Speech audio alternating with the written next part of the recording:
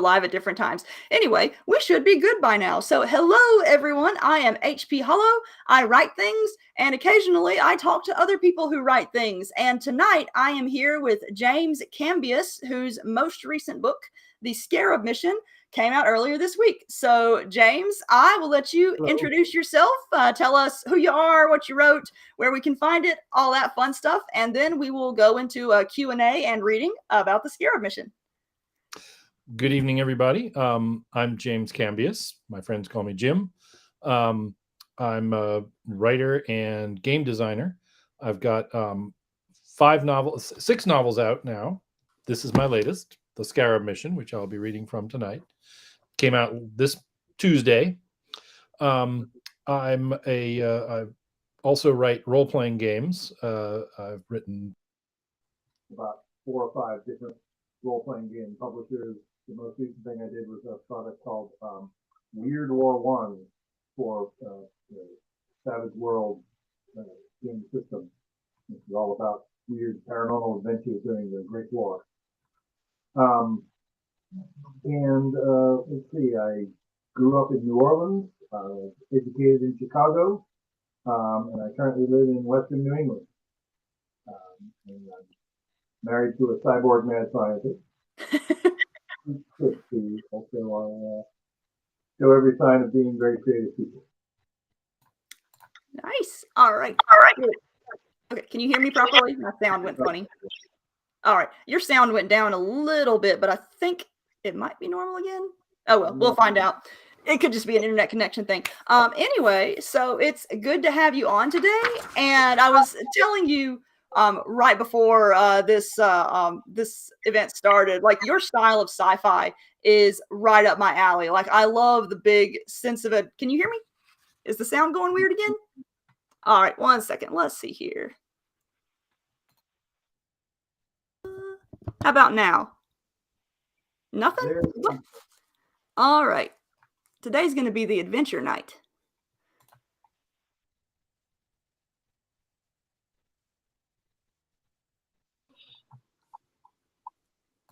All right. How about now? I can hear that you are talking, but it's very, very, very faint. All right. Well, we're going to try one other thing. All right. How about this one? All right. Now I can hear me, but I can't hear you. Let's see here. All right. Speak again. Can you hear me now? Well, hold it a second. We may have to end this and restart while I figure out some stuff. I have never had this happen before. Let's see here. All right. Audio. Well, that's interesting. The comments from the audience indicate that they can hear you, but not me. Oh, okay. Well, all right. I can hear you a little bit. And do you have, what kind of, how many microphone inputs do you have, James? Do you know? Is it just one on your screen or one on your laptop or computer? If you're asking me to do something, I can't really. Oh. Let's see. I can audience who's watching, how well can you hear James? Like, is he audible at all? I can now hear you. Okay. I'm waiting on someone to. The problem was on my end. For some reason, my computer decided it wanted to talk to my earbuds instead of its internal speaker. Oh. It says James is muffled from. Thank you, Jeffro, by the way, for keeping us updated on our sound. But he's muffled, but can you understand what he's saying? How about now? Because I can hear you somewhat fine on my end, James.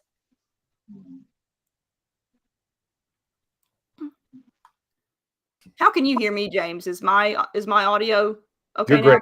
now? Okay. You're great. It could just be an internet connection thing. Possibly. Perhaps. See, now you're super clear for me now. I think we may be dealing with weird internet connections, and whenever, here's what we're gonna do. I'm basically, if I suddenly lose your sound while you're talking, I will let you know, either gesturing here or in the private chat, so we can wait until it's sort of smoothed out. And we will make it work. So we'll have an adventure tonight, but we will get it done. So I actually completely forgot what I was saying when the sound started going weird. So let me I find. can't help you because I couldn't hear it. Oh, see, and now your voice is perfectly clear for me. Okay. I remember what I was saying now. All right. So I was super pumped to have you on because looking over all the books you've written, your style of sci-fi is right up my alley. Like I love this wonderful epic sense of wonder, grand scale sci-fi. And so I'm super excited to read the SCARAB mission once it finally comes in. Once my copy finally comes in. So to kick us off, tell us about the Billion Worlds series in general, because this is the second in the series, right? Right. Yes. Although it's sort of a prequel, actually. It takes place before the events of the first novel, The Gödel Operation. And the whole thing dates back to about 2014 when I was just sort of musing. And when I muse, I type. So I was typing in a document, so I still have it, about what would it be like to live in a Kardashev 2 civilization, a Dyson sphere, a real Dyson sphere, a swarm of bodies orbiting the sun, soaking up most of its output. A solar system that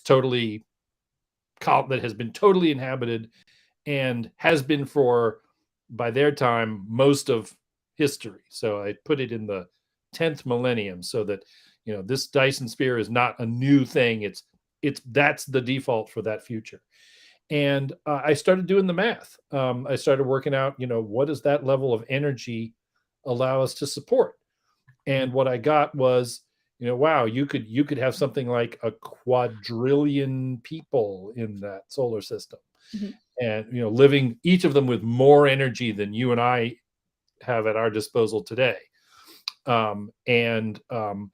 I started thinking, well, okay, a quadrillion people, how many space habitats and asteroids and stuff would I need to house them all?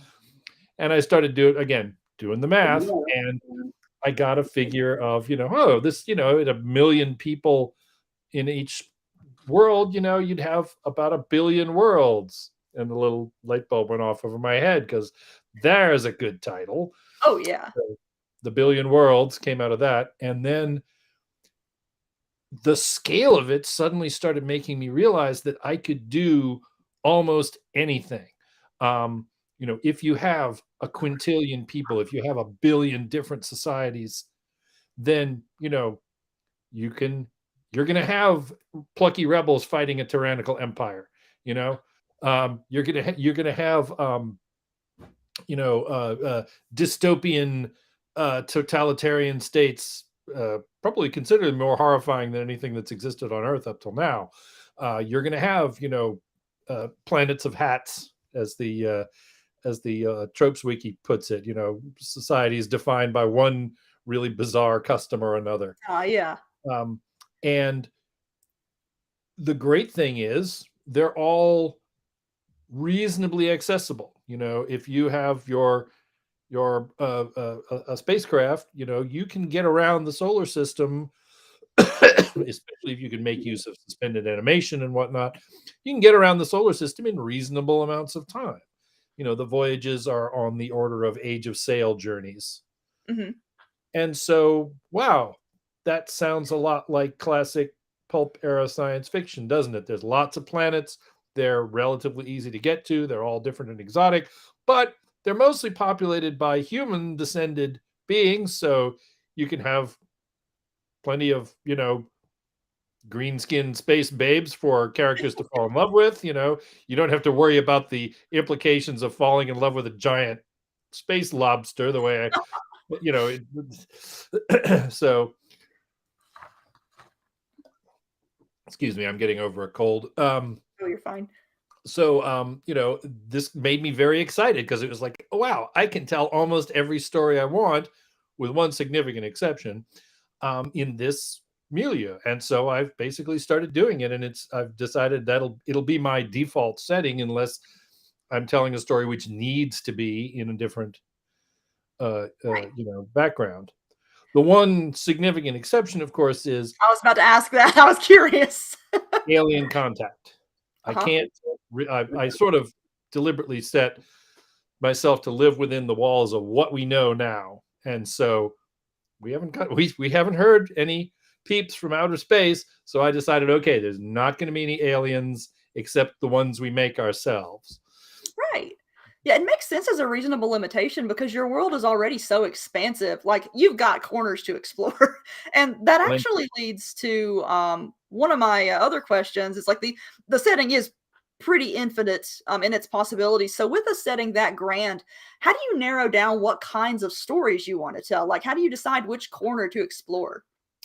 Well, that's so far I've been working through my idea notebook, going back to old ideas I've had that, trying to, seeing if seems like the right setting for them. So for example, Godel Operation, based, the first of this series, basically I wanted to do kind of a Raiders of the Lost Ark style adventure, and so I did. So they're chasing all over the solar system after a possibly mythical super weapon. And this one, SCARAB Mission, is an idea I've had in my notebooks for a very long time. The idea, I mentioned this in my Bane Free Radio interview with Griffin the other day, that it sort of started as it sort of spawned two stories. I had an idea about people living in and investigating a giant derelict alien craft. And eventually part of that became my short story, Object 3, which appeared in FNSF a few years ago.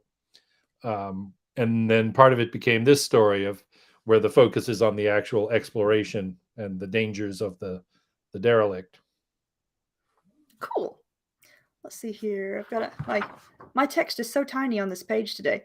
All right, let's see here. I can't remember if I already asked this or not because we were chatting before the thing started too. Now the two novels in this series thus far, they follow different casts. Can they be read as standalones or do they need to be read in a certain order? They can be read absolutely as standalones. Nice. There is one character in common, but there's no plot connection between the two.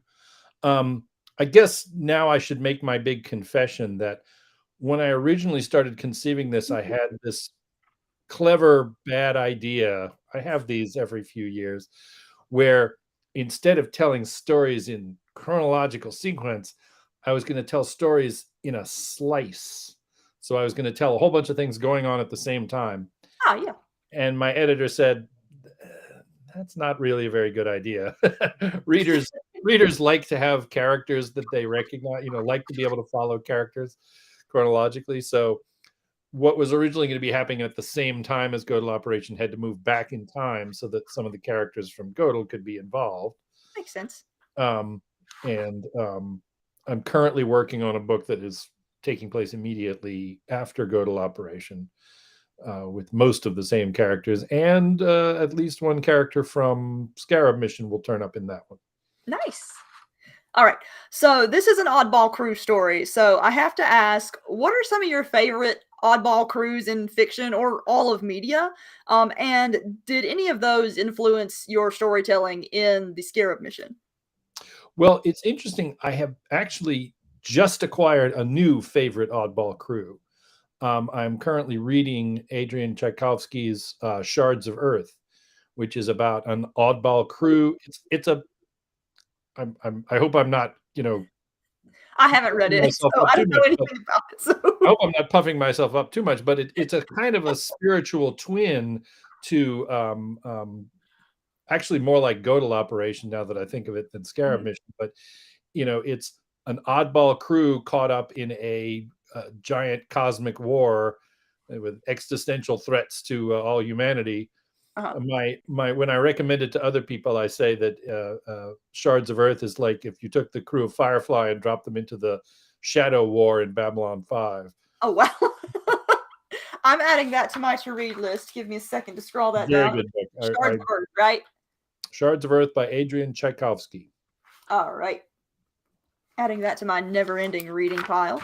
But as I have only just started, read it, and about halfway through it, obviously it could not have influenced this book. Just came out last week. So I actually other oddball crews. Yes, I mean that's a favorite trope in science fiction. Uh, Probably Larry Niven's. I mean, he even used the term Louis Wu and his motley crew exploring the ring Mhm. world.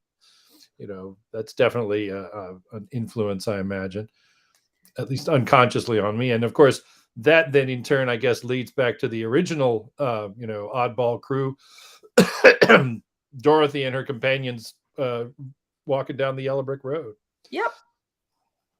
So I want to hear more about the crew in this particular book, because the thing that caught my eye when I first looked at the cover was that there's a dinosaur in this book, and then I'm reading the blurb and it's like, it's not just a random monster dinosaur. This dinosaur is part of the crew. I need to know about these people. Right. So the crew consists of, and the most important member of the crew, although she doesn't play a big part in the story, is Yanae, who is a giant spaceship capable of moving a whole space habitat. Ooh. And she's been hired to redirect this derelict space habitat called Safdaghar onto an orbit which will it'll have a Jupiter close encounter, and the giant planet will sling it off into the outer solar system. And the customers who have purchased the wreck are way out in the Kuiper belt or the Oort cloud, and a substantial mass of metal and heavier elements is something they're willing to pay good money for. Money in this context being energy. Mhm. And so Yanae is the boss. She's the ship, but she's got a crew of on board. And if you're going to all the trouble to move a space habitat onto an orbit which will sling it off on a 40-year orbit into the outer solar system, you might as well send someone on board to see if there's anything valuable that isn't nailed down. So the customers will never know, after all. So Yanae has a crew of salvagers on board. Scarabs is what the term I used.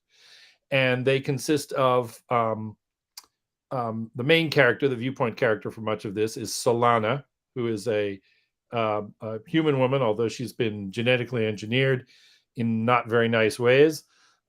She has the worst backstory you can imagine. And she does not like to associate with other humans because she has a genetically, a neurological compulsion to essentially be obedient to anyone she meets, anyone with a human face, anyway. And that so she mostly hangs around with non-humans, and the rest of the crew are not human. There's Atmin, who is a corvid, a intelligent raven, basically, who is sort of he's kind of the brains of the operation, really, because he is an expert on appraisals and the value of antiques and bespoke craft items and whatnot.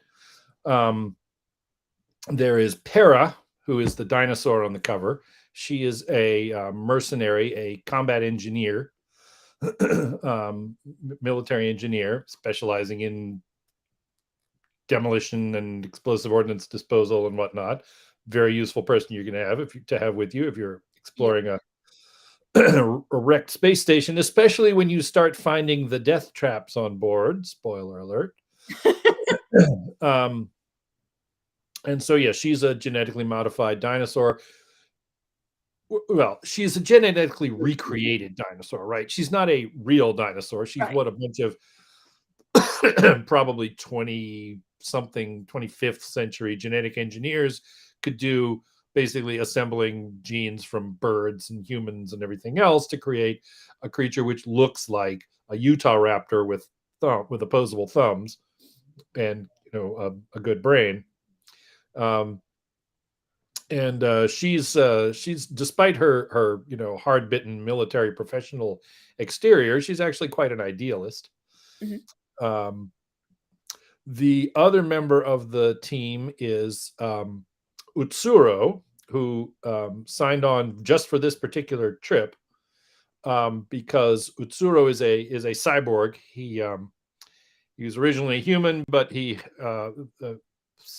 survived some horrible accident, and his barely living remains were found by a group of machines who didn't have any biological materials on board to help him with, so they just rebuilt him basically using machine parts instead. So he is, a cyborg, Borgs as they're called in this setting. Not uncommon, not particularly noteworthy, but he is there because he is looking for his past. Because as near as anyone can tell, when he was found, his nearly lifeless body, the only object that it had been in contact with, if you trace his orbits back, he was on Safdaghar, and he wants to know who he is, and that's the only place he thinks he can find answers. Neat. All right. Well, I have one more question for you. I love all these characters, by the way. I know I'm going to love this book. I haven't even opened the cover yet, but I know I'm going to love it. One more question, and then we'll move into the actual reading part. Now, you said that the salvagers are called scarabs. Why did you choose that word particularly? Well, I wanted something. I didn't want to call them jackals, right? I wanted to call, so I wanted something that is a scavenger, a detritivore. But the scarab beetle, of course, has really neat mythological associations, right? It makes it's a dung beetle. It makes a ball of dung and it rolls it and it plants its eggs in it. And the Egyptians watched this beetle rolling its ball of dung along the ground and thought, I'll bet that's how the sun works. So the scarab in Egyptian mythology is a symbol of the sun, right? It rolls the sun across the sky. And so, they're boarding a rotating space habitat that's moving across the sky, so why not? Oh yeah, that's cool. I like those kinds of connections. That's right up my alley. Oh my gosh. All right, so let's get into the reading now, and I'll let you take it, but I guess just to establish where in the book this takes place and any prior information we need to know before we go in, and then I will let you take it. Okay, well, I'm simply going to start at the beginning because it's a book which, it's very plot driven. So if we start in the middle, there would have to be a lot of explaining what has gone before. And this way you'll can just read the book and go from where I stop rather. So I'm just going to begin at the beginning and go until, I don't know, somebody tells me to stop or I get tired or internet goes down or whatever. All right. So, The Scarab Mission by James Cambias, Chapter 1. Yanai looked at Safdaghar and didn't like what she saw, not one bit of the image. Yanai was 55 million kilometers from Jupiter, just behind and sunward of its orbital empire, gaining fast. But she wasn't thinking about Jupiter. Her mind and her sensors were focused on a big wobbling wheel 20 kilometers behind her. That was Safdaghar, a space habitat. And Yanai was the first spacecraft in 16 standard years to try docking with it. Safdaghar was moving a little faster in its orbit than Yanai was, so the two were converging at about 10 kilometers per hour. She could feel the occasional ping of debris on her hull from the sparse cloud of bits and pieces surrounding Safdaghar. No danger at these velocities, but still annoying. The danger was Safdaghar itself. Like most of the billion Habs orbiting the sun in the 10th millennium, Safdaghar spun on its axis to create the illusion of gravity for its occupants. But maintaining a stable spin requires constant management. After 16 years of neglect, not to mention considerable damage, Safdaghar was completely out of control. Its axis was precessing like crazy, just like a spinning top about to fall over. And Yanai could see chaotic motions as well, likely the result of irregular mass distributions inside the structure. Her task was to dock with this tumbling wreck, stabilize it, and then shove the whole thing into a new orbit, which would take it closer to Jupiter.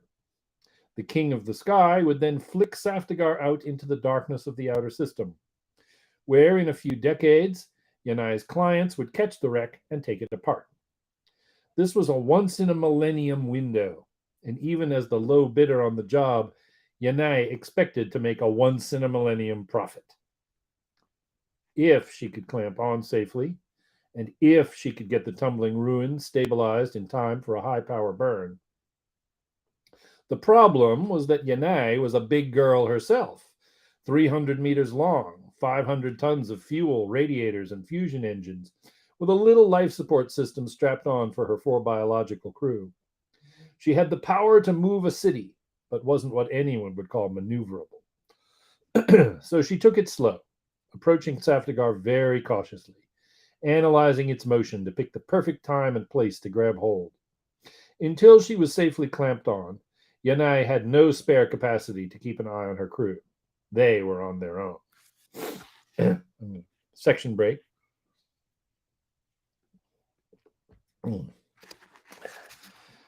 Can I have a word with you? Solana asked Atmin. The corvid was in the ship's galley, holding onto the back of a seat with one foot and daintily eating a layered meat pop. He bit off part of the outer layer with his sharp beak and swallowed it whole before answering. You may have one word or many, though I think you will not have them long, but rather toss them out at me. My own mouth I shall fill with honest meat, said Atmin to the human woman. Who are those two? Solana grabbed the back of the seat across from Atmin, and with her free hand gestured toward the passage leading forward. In the observation bubble at the end of the passage, a raptor dino dressed in black stood next to a man-shaped mass of mismatched machine parts, watching the wrecked hab approaching. The dino's name is Para, and I guess from how she speaks, her home is somewhere in the many Venus rings. She fights in others' wars for pay, or so she says. The Borg is called Utsuro, and with that you know as much as I. He tore off another strip of meat. Why are they here at all? What's going on? Yanai won't talk to me. Yanai has more important work, not crashing into things. Those other two came on the ship when you already were in hibernating sleep. I know that Para joined our crew to reach the Jovian moons. She works for passage, not for gain. I did not get the chance to ask Utsuro. He revived himself without my aid. The maneuver alert tone sounded, and the lights momentarily flickered orange. Solana swung herself into the seat, and it grabbed her securely. We don't need any help, she said. For a moment, the deck of the galley became the ceiling as Yanai fired her braking thrusters. Atmin ignored the fact that he was hanging rather than perching, and concentrated on digging out the soft liver core of his meat pop before answering. In truth, I think we do. This job may want a broader set of skills than we possess.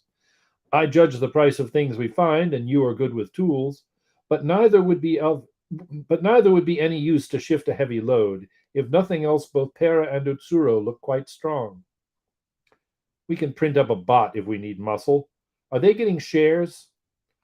A partial deal. As usual, we two get 5% of gross, whereas they both will split that share of what remains when all the costs are paid. Yanai assures me that this will be fair to all. I don't care if it's fair. I just don't want to lose any gigajoules because Yanai decided to pick up a couple of strays. Yet here they are, and neither you nor I can change that fact. Why don't you go and say hello and let me eat my food? It's been 2 years since last I had a meal. Solana looked forward again, then spoke aloud, looking at the ceiling the way humans did when speaking to homes or vehicles. Yanai, safe to move about? Next burn in 40 seconds. Solana pushed out of her seat and floated to the passage. Yanai's life support pod was definitely a low-end model. Instead of reconfigurable smart matter, the interior was partitioned with panels of plain graphene. But some long-departed crew member had attacked the walls of the passage with a paint pen and a surprising aesthetic sense. At the galley end of the 2-meter passage, an incredibly complex, detailed pattern of curving strokes of dark green covered the walls, almost hiding the hot magenta background. As Solana moved down the passage, the pattern simplified and lightened while the background got softer and paler, so that she emerged from a light mauve end lightly scored with spring green. Good morning, she said aloud. The two in the observation bubble turned to greet her. Para swung her seat around while Utsuro merely rotated his head 180 degrees. The cyborg's face, such as it was, featured an assortment of sensors on the left side and an old-fashioned visual display panel on the right. At the moment, it showed a single question symbol. Time for breakfast, said Para, showing a wide row of curved meat-tearing teeth. Solana had never met a dino in person before. Para was big, probably 200 kilos, but she looked lean and swift rather than bulky. The word predatory came to mind. Her long tail coiled securely around the post of the seat she was sitting on, with her massive legs tucked in on either side. She wore a simple dark skin suit with lots of pockets, and had gloves on her feet with openings for her huge hooked claws, which were coated in blue enamel. Her skin was dark gold, and the crest of feathers on her head was brilliant blue, matching her eyes. More blue feathers ran along the outer edge of each bare forearm.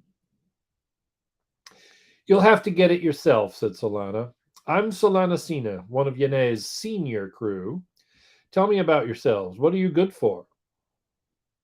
I can tear apart any mammal who pisses me off, said Para. That good enough?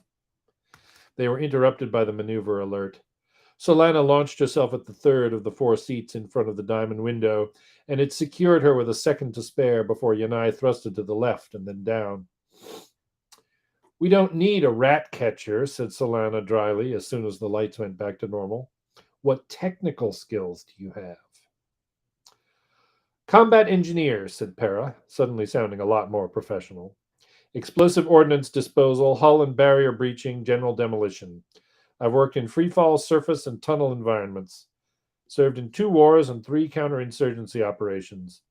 First in Kraydahab militia, then as a volunteer in the Radunitsa Freedom Army, and after that as a contractor for Screaming Death Security Consulting. She tapped her wristband, and a text box appeared in the corner of Solana's vision. All right, good, said Solana as she scrolled through the list of jobs, commendations, and impenetrable acronyms. Presumably, Yane had verified all this during the voyage out from Vesta. What about you? She asked Utsuro. I'm afraid I have nothing to boast about, said the cyborg. He had a nice voice, probably some long-dead actor's. The display half of his face went from showing one question mark to a whole pattern of them. My history only goes back 9 years. I crewed on a sweeper ship, did some odd jobs in an industrial hab, and for the past 4 years I've been in the Ceres Rescue Service. 9 years? You mean 9 Martian? No, 9 Standard. That's all I can remember. The sweeper Mauro Quintana Maru found me in space.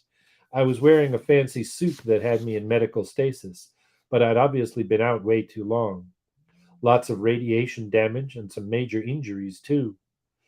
Mauro Quintana Maru's crew were all mechs with no bioprinter aboard. Their only medical gear was a little crash kit that nobody had opened since the ship was built. They couldn't heal me, so the cyborg raised one metal hand and flexed the 3 stubby fingers. They fixed me instead. A remarkable job, given that they just had scraps and free printables to work with. You don't remember anything before that? Asked Solana, trying not to sound skeptical. Bits and pieces, but nothing useful. I seem to know a lot of languages.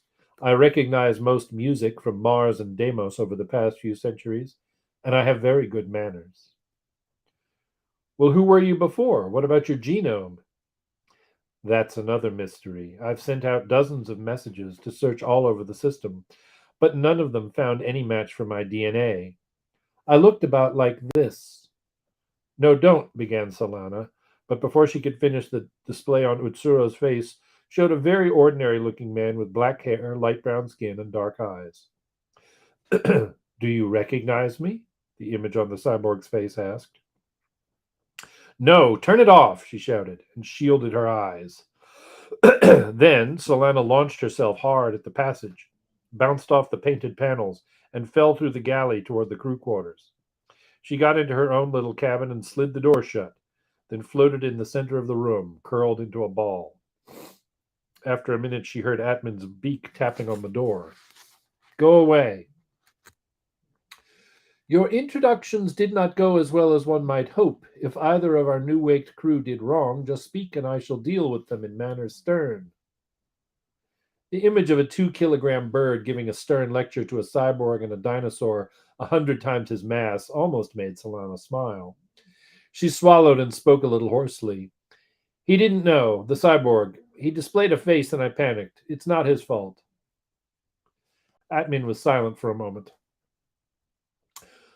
The fault is ultimately mine. I failed to ask what visage he might show, nor did I warn of danger if he did.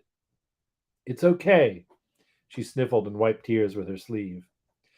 I shall explain to Utsuro that he must needs hide his human face. Fear not, I will not tell him why. I go. Solana heard the flutter of wings in the passage. She rotated 2 or 3 more times, uncurled herself, and pushed against the ceiling, then grabbed the edge of her bed and reached underneath to open the storage bin. In an age of smart matter and printers, only the rich and the mad kept hoards of things.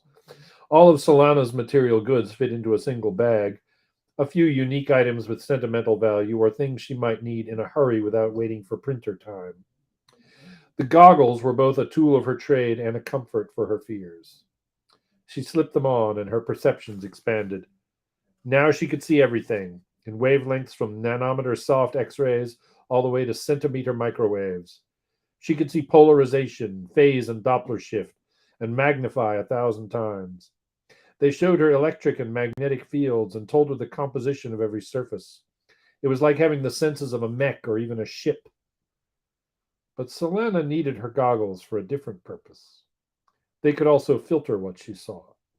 A simple software hack replaced every human face with a featureless oval. Whenever she went among humans, or even primates and human-shaped mechs, she kept her goggles on, stuck to her skin at maximum adhesion, with the face filter active. A world of faceless people meant freedom. Solana took a deep breath and opened the door. The others were all still up in the observation bubble. Solana headed that way, moving slowly, forcing herself to go on. She paused in the galley to get something to eat, and while her cheese dumplings printed, she listened to Atman's harsh voice from the other end of the passage. And if I did, I still would guard her privacy, so I will tell you only this. Solana must not see a human face. It causes harm to her, and injury to anyone is deadly to us all. Please tell her I am terribly sorry, said Utsuro. I promise it won't happen again. I just want to know what other little minds are hidden in her head, said Para. Salvage work is dangerous enough without worrying about whether one of your crew is going to decohere because of something she sees. Solana will not fail us on the job, of that I am most sure, said Atman. She came back to apologize, said Solana, drifting into the observation bubble. What happened before was my fault. I was careless and didn't wear my protective gear. She tapped the goggles. I'm safe now. The lights went orange again, and Yane's voice sounded through the crew pod. Prepare for spin. Port side will be down. Atman and Solana got themselves secured as Yane jolted from side to side, running her thrusters at maximum. The spinning ruin before them seemed to slow as the ship matched its once-per-minute rotation. But the second-order precession remained as the axis of the station swung around every 5 minutes. Contact in 2 minutes. Suits on and secure yourselves, said Yane, and the lights went red.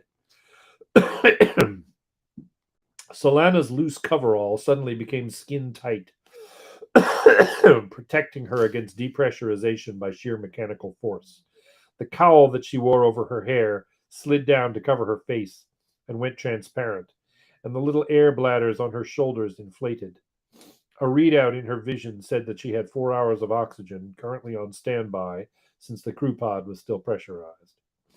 Para's suit did much the same. Atman's suit came flying into the observation bubble from his cabin and snapped him up. Unlike the others, it wasn't skin tight. The bird sat inside a diamond bubble with 4 limbs that could be either hands or feet, and thrusters to move about in microgravity.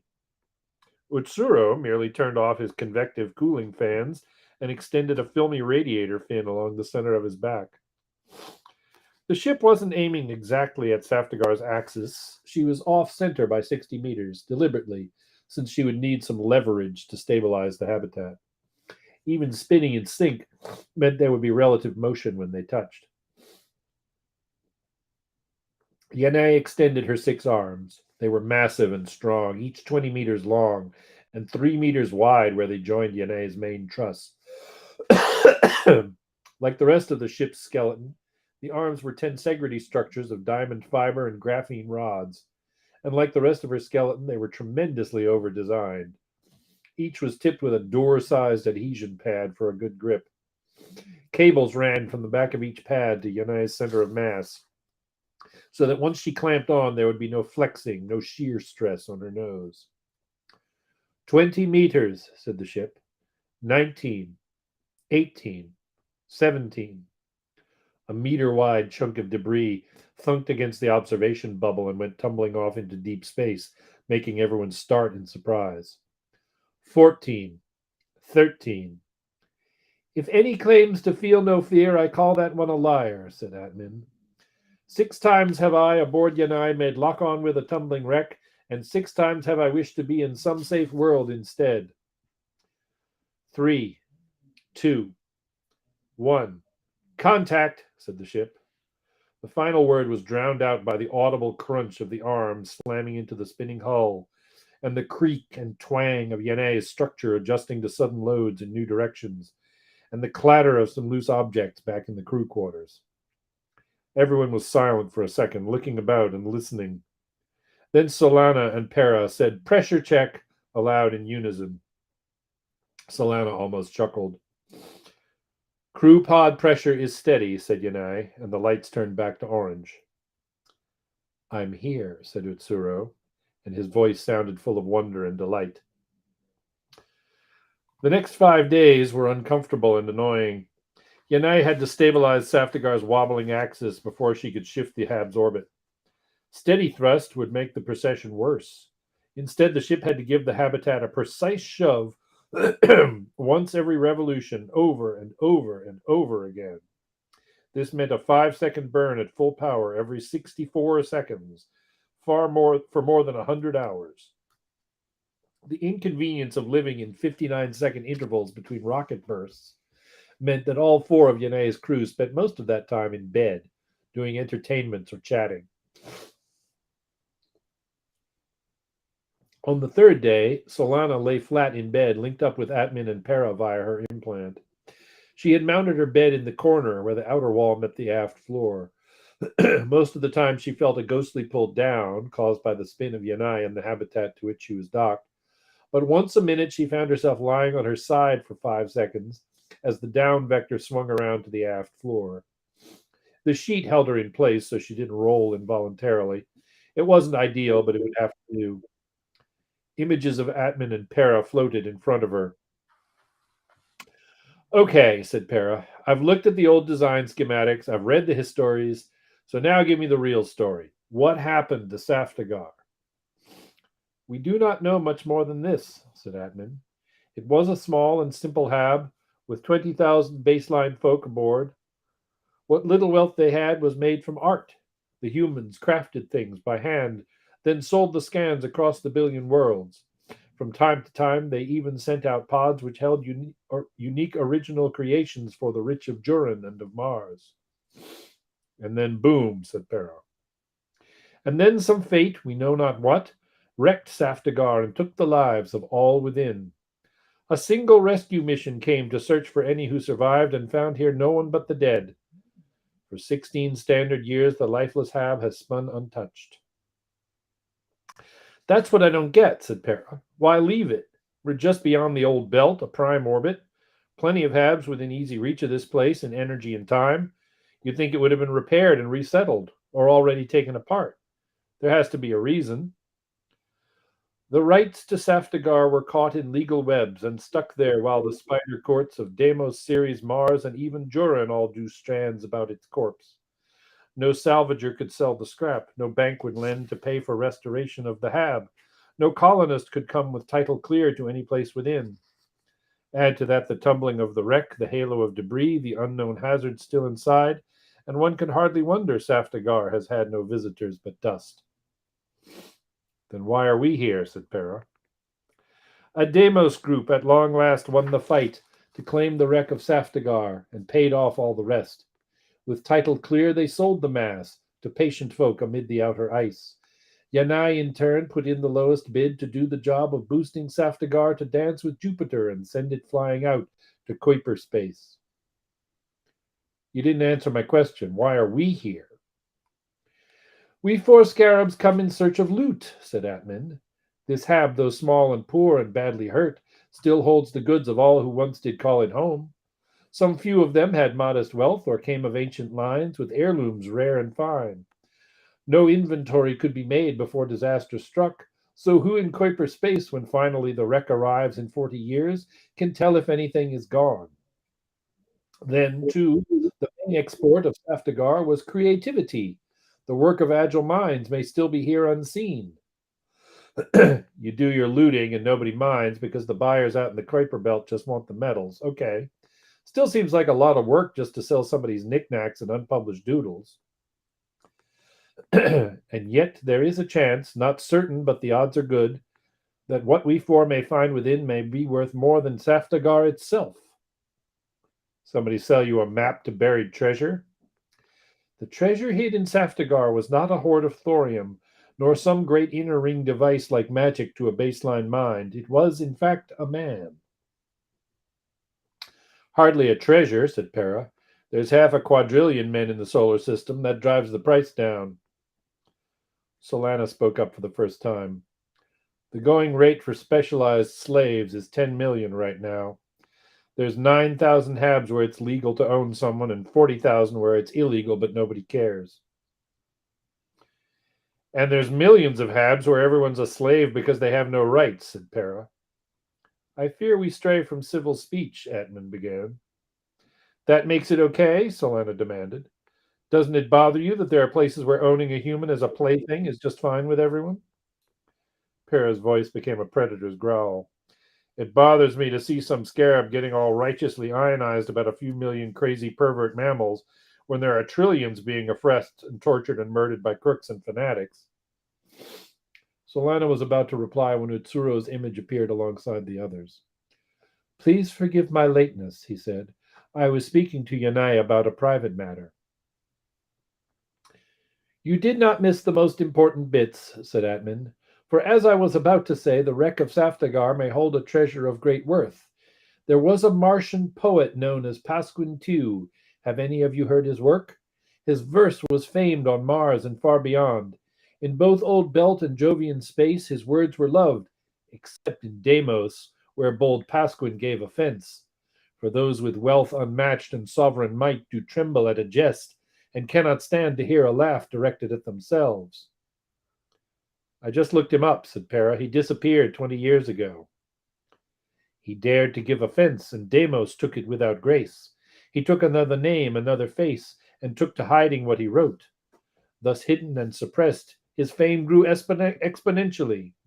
The Martians found his verse on walls, or read it printed out by hand in ink on cellulose.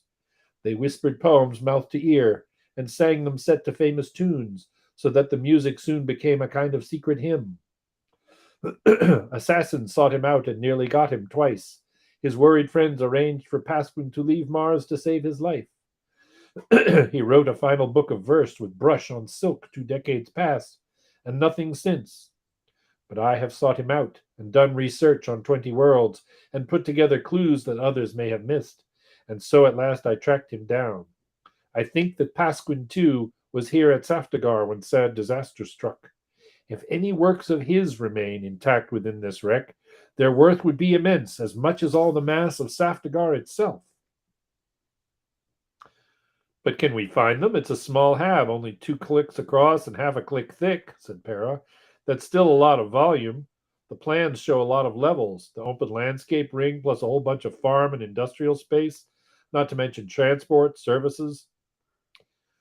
Approximately 10 square kilometers of floor space, said Solana. Looks like most of the population were in the ring at the rim. If he really was hiding, that would be the place to go. That's still, what, 3 or 4 square clicks, not including all the buildings, said Para.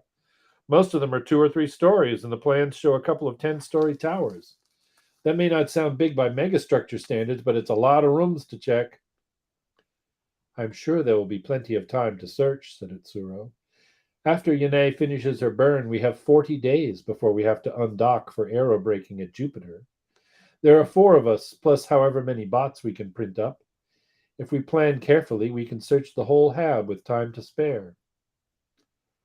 Lost works by some dead poet are great if we find them, but I'd rather focus on real stuff we can carry, said Solana. Fear not, I have a list, said Atman. A list of names of those in Safdaghar with treasures we can seek. I even have addresses for a few. Whatever Pasquintu's fate, we will not leave with empty claws. Tell me what to do, and I'll get it done, said Para. I'm just here for the ride. Solana looked at the 3 images in her vision. She knew what Atman wanted. Para's goal seemed straightforward enough. But what did Utsuro want in Safdaghar? And I think that's a good place to stop. Oh, yeah, perfect timing. All right. Well, we have about 10 minutes left. How's your voice doing? I know you said you were recovering from a cold. Yeah, my voice is fine. Okay, good. I just have a little bit of the sniffles. Ugh. All right. Well, I wanted to say to the audience, if you guys have any questions, feel free to leave them in the in the comment section, and we will get to them. In the meantime, I've got a few other questions for James, and another one is that you're also a game designer. You run a game company. So first of all, I want to hear about that because yeah, gaming. But also, does your background as a game designer affect the way you craft stories? Okay, so yes, I am a partner in a small game company. Let me just reach down and pick this up. My wife, Diane Kelly, and I run Zygote Games, and this is our best-selling title, Bone Wars, the game of ruthless paleontology. It's a card game in which you get to do all the stuff that real-life paleontologists accused each other of doing in the late 19th century during the golden age of fossil hunting in the West. You gather dinosaur bones, and you can steal them from each other, and bribe each other's collectors and whatnot, and then inflict disasters on each other. And then once you've got your bones, you assemble them into a dinosaur skeleton. But you can only use the bones that you've got, so sometimes your skeleton is going to be a little weird. And then in the final phase of each turn, you can correct other people's dinosaur skeletons in their museums, and by building dinosaur skeletons and then by correcting other people's presentations, you can score prestige points.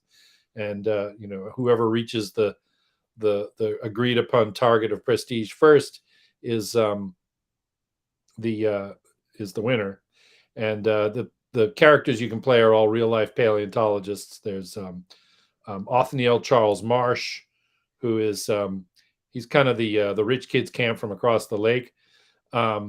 There's Edward Drinker Cope, his great rival, who furnished us with a lot of the comic material for this, because late in his life he gave this utterly career-ending, bitter diatribe of an interview to a reporter from the New York Herald, in which he just unloaded all of his resentments, real and imaginary, about Cope, about Marsh rather.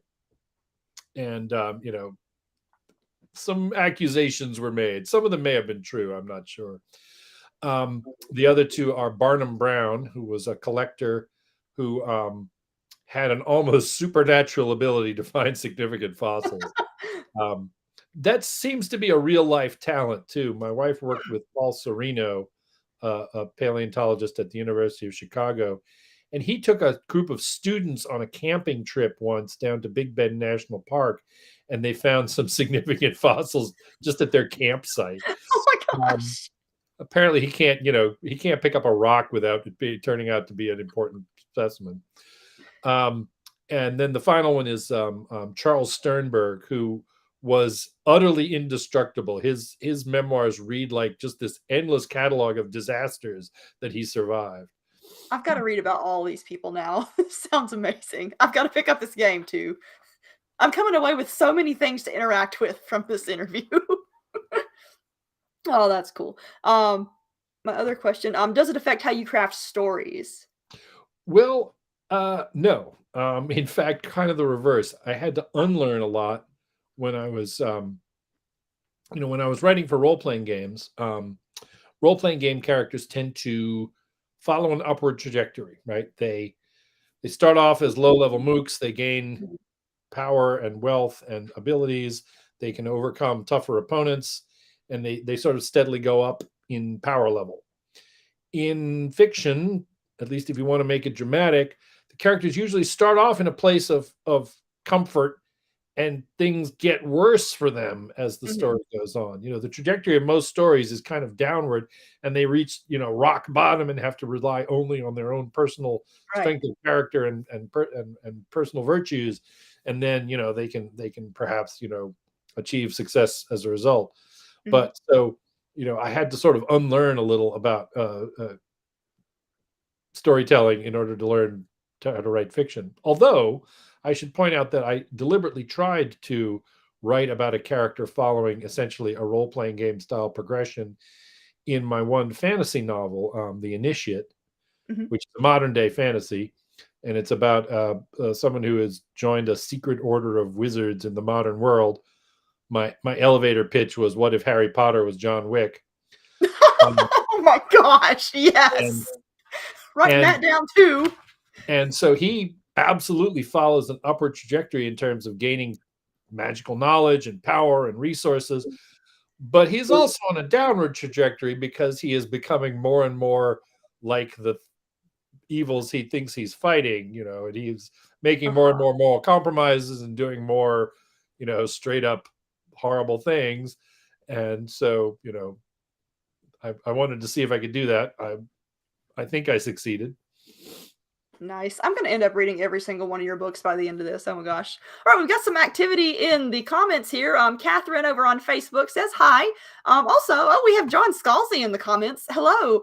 And his question is actually a really good one to end us on. I'm going to show it here. And he asks, or says, James, your world building is fantastic. Who are your world building idols? And what is the one piece of advice you would give to people starting to craft their own worlds? That is an excellent question, because I am curious about that myself. John was actually my first ever editor. He was the editor at the Chicago Maroon, and published some pieces of mine when I was a student there. To my mind, the greatest world builder in science fiction, hands down, there's two of them, is Jack Vance and Poul Anderson. Anderson for, shall we say, physical world building. He paid a lot of attention early on to what alien environments would be like, and what living in them would be like, and surviving in them would be like, and the sorts of creatures that might evolve there. So I find him a great inspiration for creating alien planets and so on. Jack Vance, on the other hand, is still, to my mind, unrivaled in his ability to create very just deftly sketched exotic cultures, usually human cultures. He also writes about aliens, but his usual main focus is on humans. And he is like, Picasso doing, a picture of a bull with a light pen during a photo session. There's that famous image where Picasso sketches a bull in the air with a pen light while the photographer is taking his picture. And Vance is like that. He can create a whole bizarre society with just a few brush strokes. Nice. I'm looking up those two as well, because world building is my thing. I love heavy world building novels. We actually have one more question in the comments, if you don't mind. And I think we're right at 9 o'clock, so I think we can go a little bit over. This comes from Jeffro Johnson, who says, the Billion World setting sounds unlike anything I have heard of in RPGs. As an RPG designer and gamer, do you have any suggestions on playing in that kind of sprawling and heterogeneous environment? Well, what's interesting is I actually experimented with running a role-playing game in that setting. It happened more or less by accident. I had written up a prospectus. This is what I do when I'm starting a new campaign for my friends, is I'll write up a prospectus of games I would like to run and send it around and see which ones the people would like to play in the most. And kind of on a whim, I included the Billion Worlds, which is while I was still working on developing the setting and writing Godel Operation. And damned if my players didn't all vote, yeah, that sounds cool. So I had Well, it is a cool world. homebrewed some. I used the Savage Worlds role-playing game system because I had just finished writing Weird War One, so my head was full of how the Savage Worlds game system worked. So I basically, I would still go back to doing that. The campaign eventually broke up just due to scheduling conflicts and eventually coronavirus. It's not an RPG campaign if it's not disrupted by schedules at some point. Yes, exactly. But it basically is made a huge sandbox. So I relied very heavily on random encounter tables. Nice. All right. Well, I think we are to the end of my questions, and we are at 9:01. So I think I am going to draw us to our end here. So thank you for coming on. It's been a great interview, and thank you again for the audience for watching and for all your questions. And James, do you have any? This audience is full of names I admire. Nice. Yeah. Did you have anything you wanted to add in terms of where people can find your stuff or any other special things you have going on other than a brand new book coming out this week? Well, the brand new book is about the biggest thing going on in my life right now. I do have, if you want the book, you're supposed to be able to get it at your friendly local bookstore, Barnes and Noble, or Amazon. I have heard complaints from people who say that Amazon has not been, it claims to be out of stock of the print edition, which is weird for a book that only just dropped. So yeah, I'd say just keep trying, keep looking, keep asking at your local bookstore if they don't have it. Or just go ahead and download the ebook and then get the print book later. You can have both. Yeah. Honestly, that's what I do a lot of times. I have double copies of most of the books that I own. But yeah, anyway, it's the SCARAB Mission. Everyone go read it. And thank you again for joining me tonight. So Well, bye, thank you very everybody. much.